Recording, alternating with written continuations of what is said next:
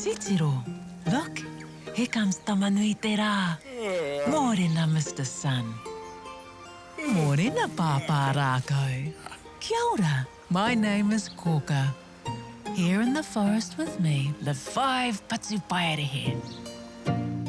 Let's go and meet them. Time to wake up, Tākaro tribe.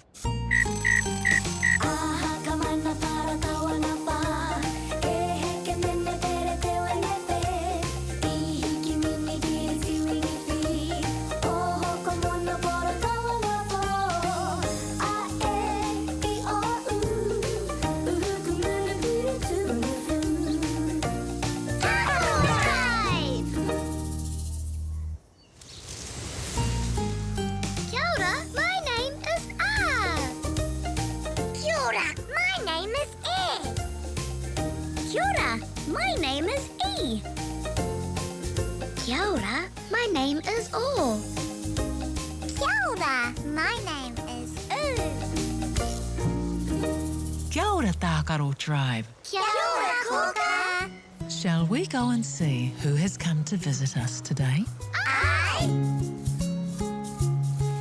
He kireru! He kireru! Yes, it's the Kereru. How many of them have come to visit us today? Tahi? Rua! E rua! Aye, e rua. Now try and count all of their wings. Tahi! Rua! Toru! Wha! Ka rawe. Excellent. Ka rawe! Are you all ready to kani, dance? Guareri koito. Ooh, aye! Etsu tamariki mā. Are you ready to kani, dance? And waiata, sing with us? Me kani, me waiata!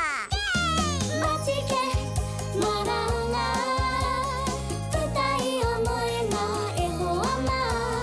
Matike, maranga, nenti matatata ki te kori tinana.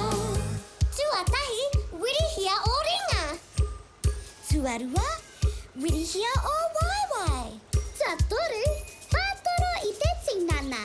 Tahi, rua, toru kei te rite.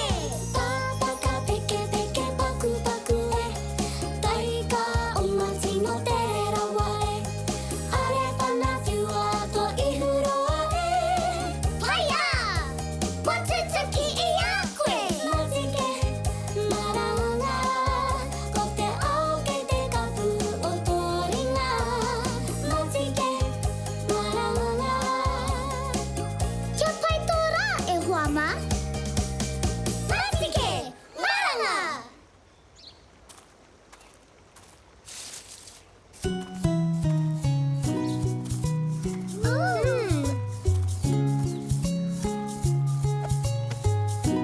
What is that Kereru has given you? Aua! Tākaro tribe, that's Pāpā rākau calling you. He can tell you what Kereru has given you. Haere rā, off you go.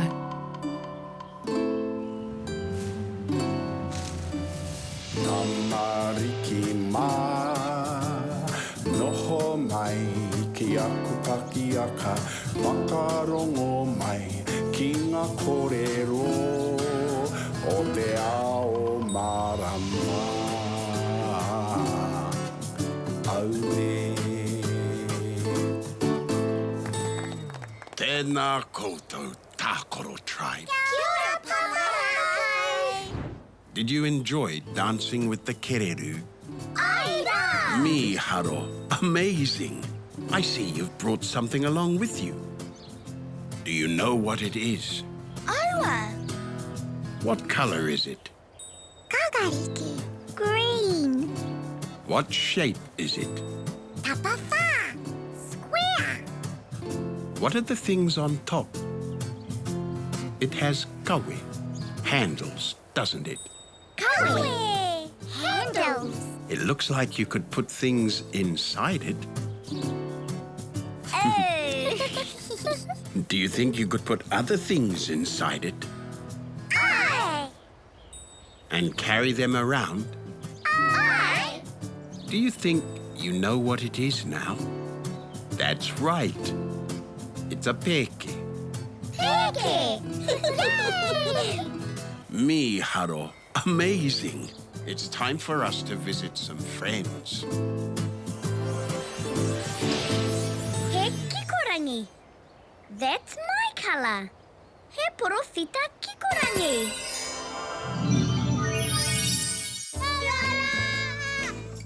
Kia ora, tamariki mā. I think the tamariki are off to Kohanga Reo. Over the road, Rory. They've got their peke bags on their backs.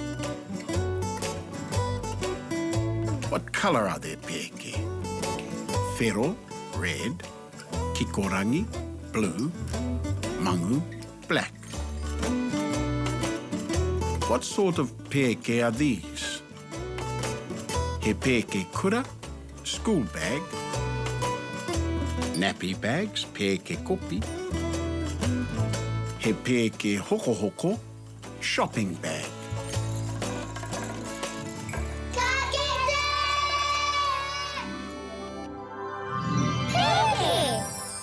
Did you know the kupu peke has the letter e in it?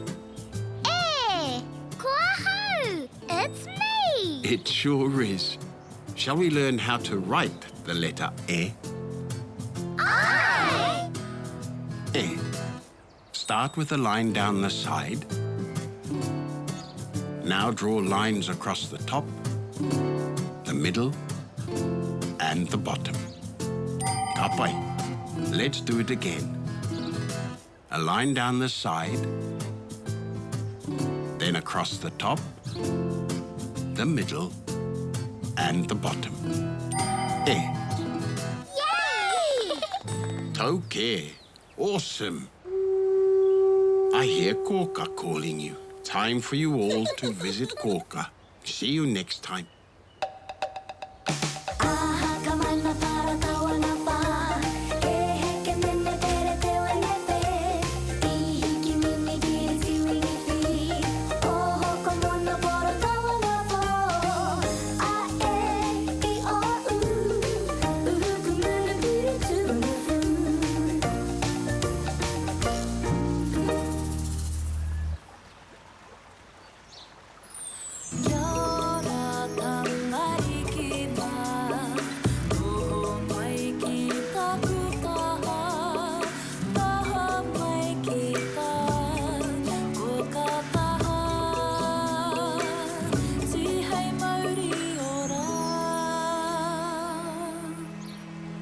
Kia ora, Tākaro tribe. Kia ora, Koka! What did you learn about today? Peke! Peke. Let's learn to spell it. E! Do you think we need an e? I! M! Do you think we need a m? Cow!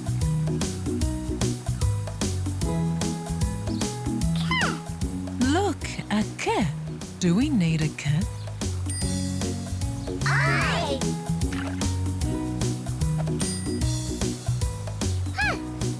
Do you think we need a p? Need a p? I! T! Do you think we need a t? Cow! E! Do we need an e? I! Karawe. Excellent. That's all the letters we need.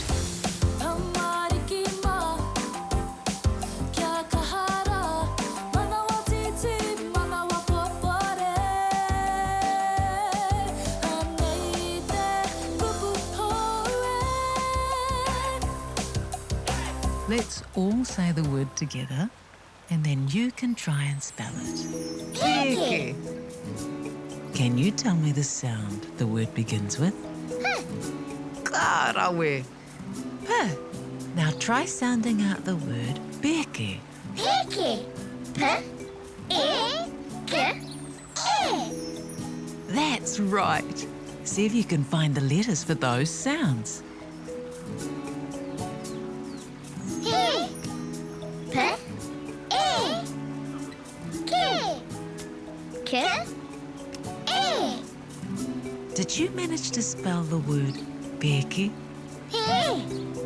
K. Peke. Peke. Yay! Tino Pai, very good. I knew you could do it.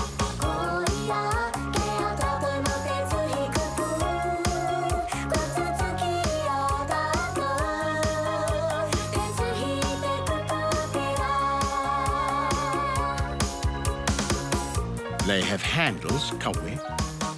You put things inside to carry them around. School bags, peke kura. Nappy bags, peke kopi. He peke hoko hoko, shopping bag. Peke, it's a peke.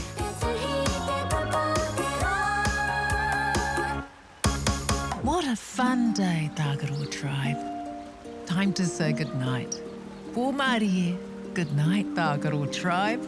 Pōmarie.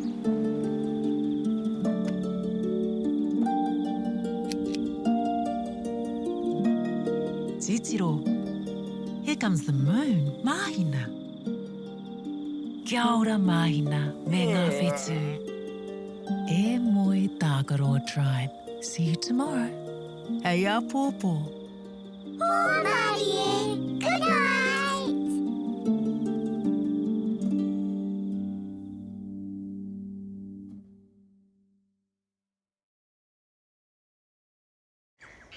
Titiro, look, here comes Tamanui te rā. Mōrena, Mr. Sun. Mōrena, Pāpā rākau. Kia ora, my name is Koka. Here in the forest with me, the 5 Patupaerehe. Let's go and meet them. Time to wake up, Tākaro tribe.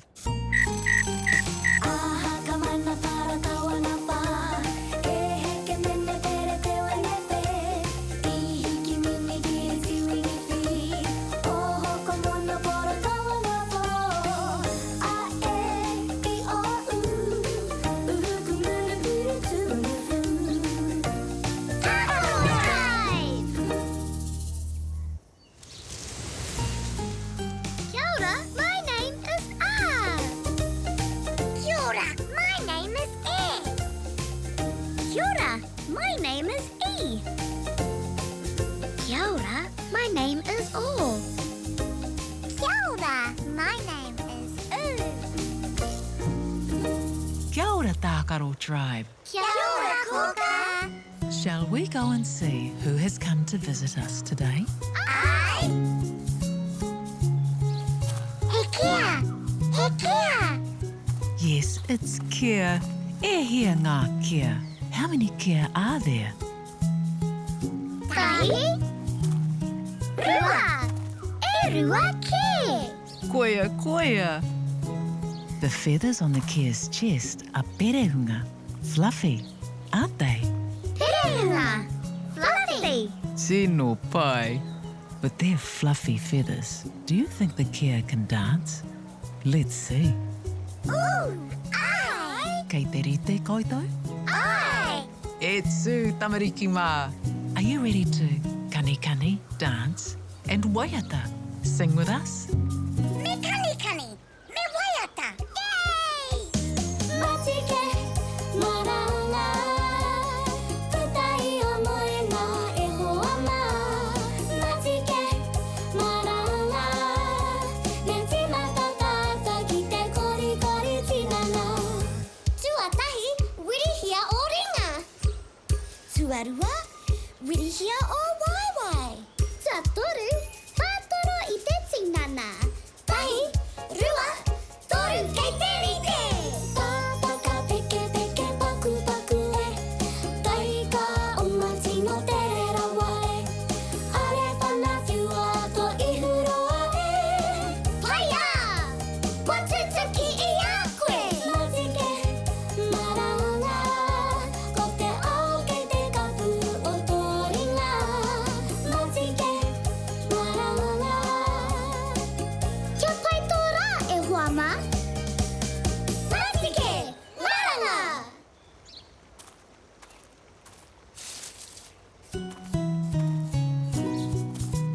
Ooh! What is that Kia has given to you? Oa! Takaro tribe. That's Babarako calling you. I'm sure he'll be able to tell you what Kia gave you. Haerera, off you go.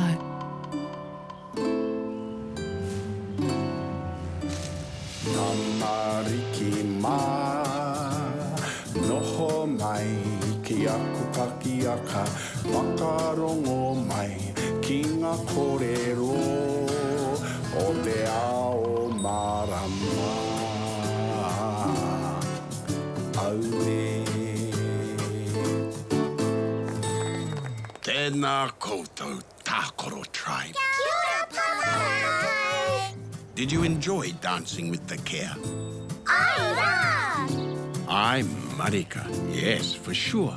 I see you've brought something along with you. Let's take a closer look, shall we? Ooh!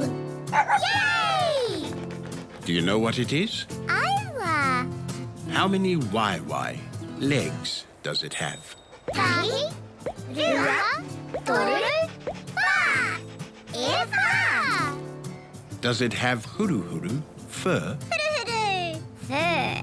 The fur is maenene, soft, isn't it? Maenene. Soft. Do you think it would be a good mokai, pet? Ai! Mokai! Do you know what it is now? That's right. It's a kuri. Kuri! Yay! I'm Marika. Yes, for sure. It's time for us to visit some friends. Kōwhai! That's my colour. He tapatoru kōwhai. Kia ora! Kia ora, tamariki mā. Who's this that tamariki are playing with? He kuri, a dog. This kuri is a mokai, a pet.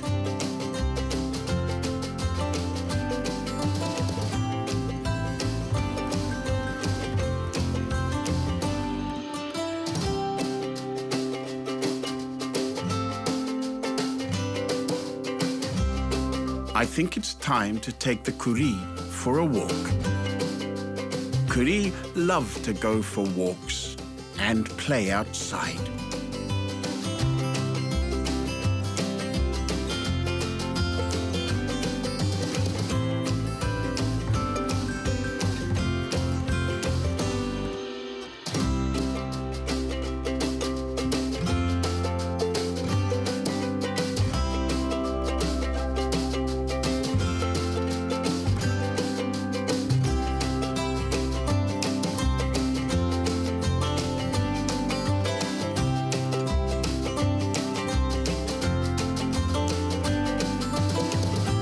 Ka kite anō ia koutou.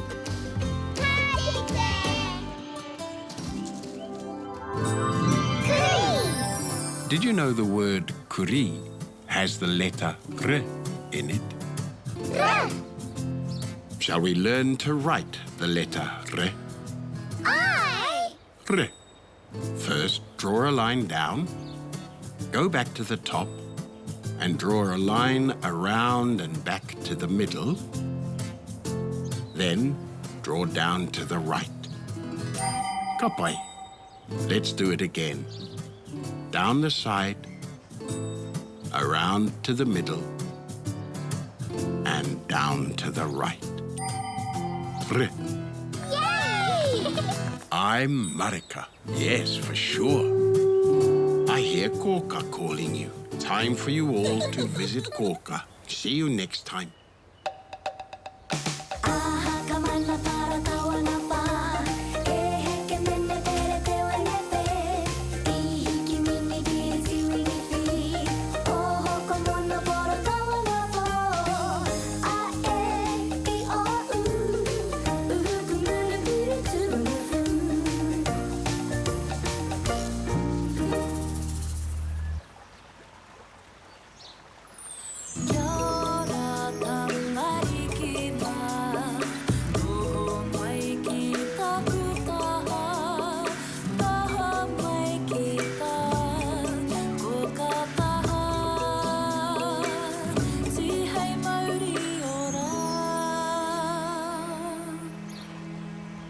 ora, Tākaro tribe. Kia ora, Koka. What did you learn about today? Kuri. Kuri. Kuri. Let's learn to spell it. E. Do you think we need an E? I. Me. Do you think we need a M? Cow.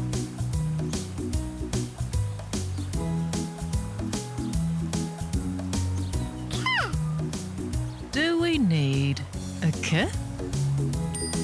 I. R. Look, a R. Do we need a R? Need it? R. I.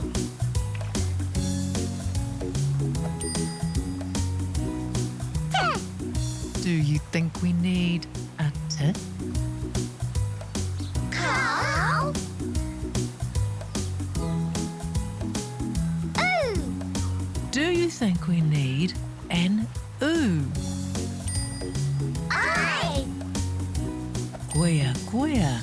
That's all the letters we need.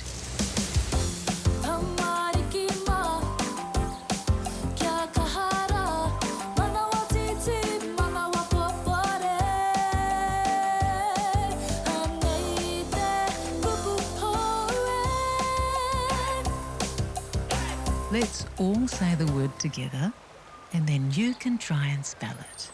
Kuri. Can you tell me the sound the word begins with? Kuri. K. Ka pai, ke. Now try sounding out the word kuri. Kuri. K.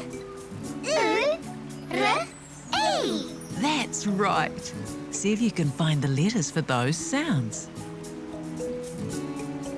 Ku. K. U. Ri. R. E. Did you manage to spell the word kuri? Ku. Ri. Kuri. Kuri. Yay! Goya, goya. Well done. I knew you could do it.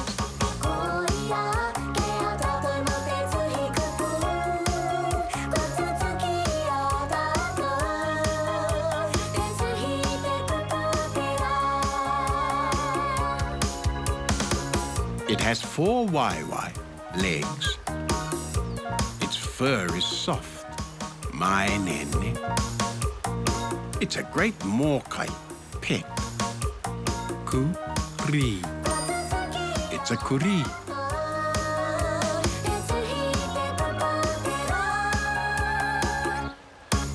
What a fun day, Tākaro tribe. Time to say goodnight. Pōmarie. Good night, Tākaro tribe. Pōmarie.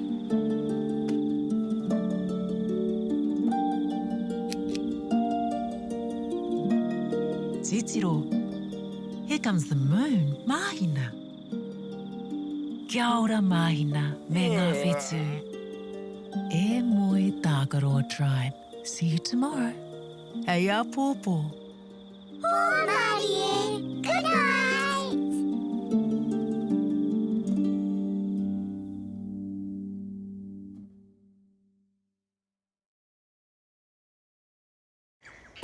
Titiro, look, here comes Tamanui te rā. Morena, Mr. Sun. Morena, Pāpā rākau. Kia ora, my name is Koka. Here in the forest with me live 5 patu paerehe. Let's go and meet them. Time to wake up, Tākaro tribe.